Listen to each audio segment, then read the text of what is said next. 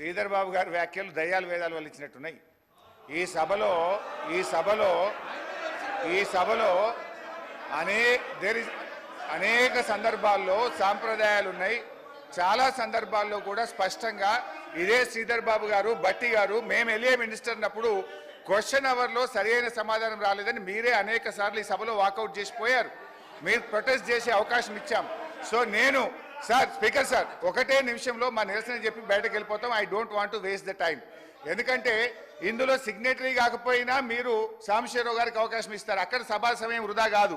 మాకు సరైన సమాధానం రాలేదని మేము అడుగుతామంటే మా గొంతు నొక్కడానికి మాత్రం సభా సమయం మీకు అడ్డం వస్తున్నది. అయితే అధ్యక్ష, గౌరవనీయ మంత్రివర్యులు, గౌరవ ముఖ్యమంత్రి గారు. స్పీకర్ సార్, బాబు హరీష్ రావు గారు దాదాపుగా 2004-05 సంవత్సరం నుంచి శాసనసభ్యుడిగా ఈ సభలో కొనసాగుతున్నారు.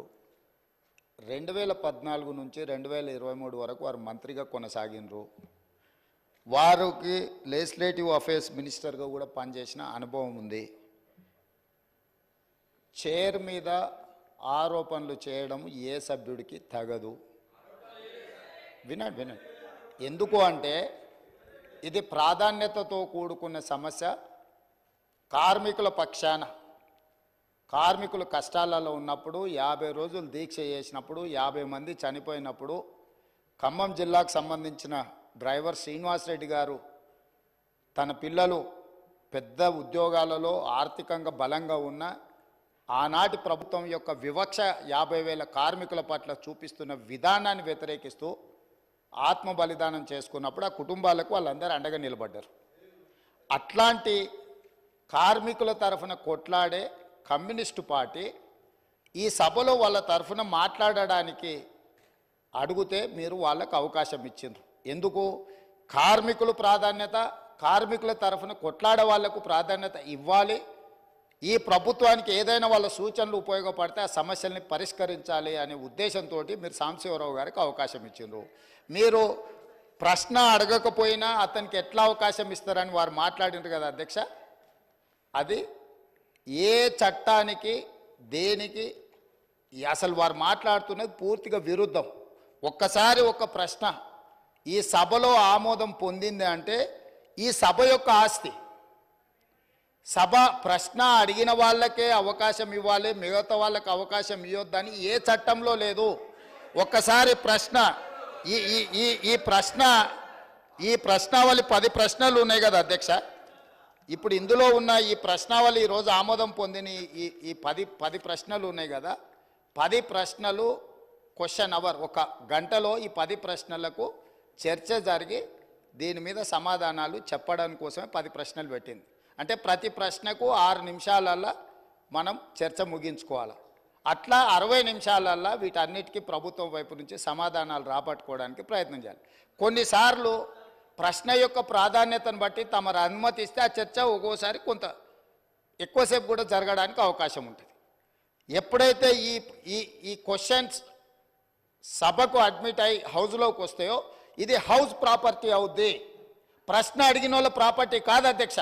దయచేసి వారు 20 సంవత్సరాలు ప్రజాప్రతినిధిగా పనిచేసినని పదే జబ్బలు జరుచుకుంటారు కదా. కనీసం లెజిస్లేటివ్ అఫేర్స్ మినిస్టర్గా పనిచేసిన హరీష్ రావు గారికి ఒక్కసారి ప్రశ్న సభలోకి వచ్చిందంటే సభ్యుల యొక్క అందరి ఆస్తి ఇది అధ్యక్ష. ఎవరికి మాట్లాడడానికి అవకాశం ఇవ్వాలనేది చైర్ యొక్క విచక్షణ అధికారం అధ్యక్ష.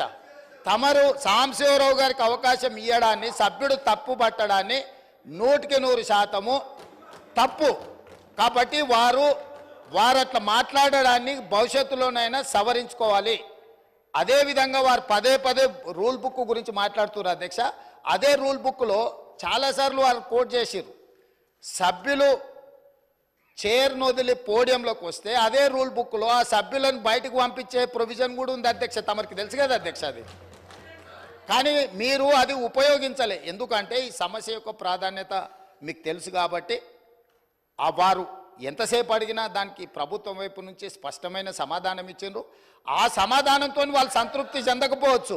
ఎందుకంటే 10 సంవత్సరాలు వాళ్ళు చేసిన తప్పులు ఈ ప్రభుత్వం కూడా చేయాలని వాళ్ళ కోరిక ఉండొచ్చు. కానీ ఈ ప్రభుత్వము ఒక నిర్దిష్టమైన ప్రణాళికతోని కార్మికులను ఆదుకోవాలని, ఆ సంస్థను బ్రతికించాలని, ఈరోజు ఆ సంస్థను ఆర్థికంగా బలోపేతం చేయాలి అని ఈరోజు అహర్నిశలు కృషి చేస్తుంటే వారు పదే పదే వారి గతంలో ఆ కార్మిక శాఖకు గౌరవాధ్యక్షుడిగా ఉన్నారు.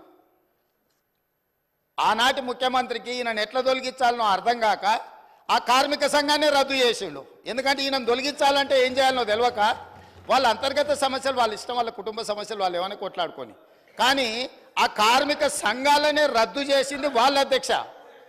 అట్లాంటిది ఇప్పుడు మళ్ళీ మొదటికి వచ్చి పాత తప్పులన్నీ కప్పిపుచ్చుకోవడానికి ఈరోజు కొత్తగా ఈ ప్రభుత్వం మీద బురద జల్లి మంత్రి గారిని బుల్డోజ్ చేసే విధంగా మాట్లాడడం ఏమాత్రం సమంజసం కాదు అధ్యక్ష. చివరిగా నా సూచన ఒకటే సభ్యులందరికీ, ఎందుకంటే ఇక్కడ దాదాపుగా 119లో 60కి పైగా మొదటిసారి ఎన్నికైన సభ్యులు ఉన్నారు. ఆ సభ్యులు ఏమనుకుంటారు, వారు మాట్లాడింది విని? హరీష్ రావు గారికి 20 సంవత్సరాల అనుభవం ఉన్నది, ప్రశ్న వేసిన వాళ్ళే సప్లిమెంటరీ క్వశ్చన్స్ అడగాలనేమో అని ఈ సభ్యులందరూ కూడా తప్పుగా అర్థం చేసుకునే అవకాశం ఉంది. అందుకే మా నూతన సభ్యులకు నేను చెప్తున్నా, ఒక్కసారి క్వశ్చన్ హౌస్లో అడ్మిట్ అయిందంటే ఆ క్వశ్చన్ అనేది హౌస్ ప్రాపర్టీ.